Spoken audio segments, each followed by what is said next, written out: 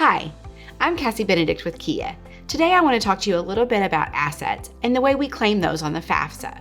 The FAFSA is, of course, the free application for federal student aid, the form we file when we want to apply for financial aid for college. Some things that you and I consider as assets aren't actually reported on the FAFSA. So let's start out by talking about what we do not include as an asset on the FAFSA. The home you live in, your personal property, cars, boats, things like that. Anything earmarked for retirement, 401ks, pensions, your farm if you live on it, businesses that employ fewer than 100 people, and any accounts that you don't own that aren't in your name. So now let's talk about what we do report as an asset on the FAFSA.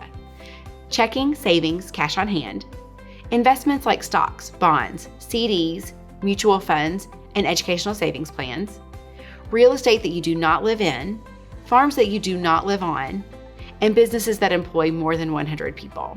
A few tips on who to report as the owner of the asset if your question is, does it go under the parent or the student? A quick and easy one is educational savings plans. Those are always a parent's assets.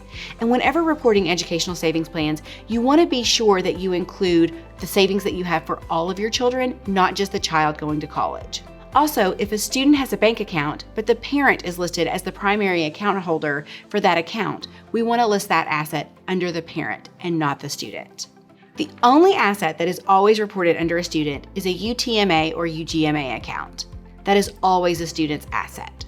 On the FAFSA, if your family makes under about $50,000 a year, the good news is you won't have to report any of your assets. If you make more than that, the FAFSA will calculate an asset threshold for you. When you add up your qualified assets, if you have more than your asset threshold, we want you to report all of them. If you have less than your asset threshold, you answer no to that question and you don't have to report any of them. I know all this talk about assets can be very confusing, but you should know you don't have to navigate this alone. KHEAA is always here to help. You can go to KHEAA.com and find your outreach counselor.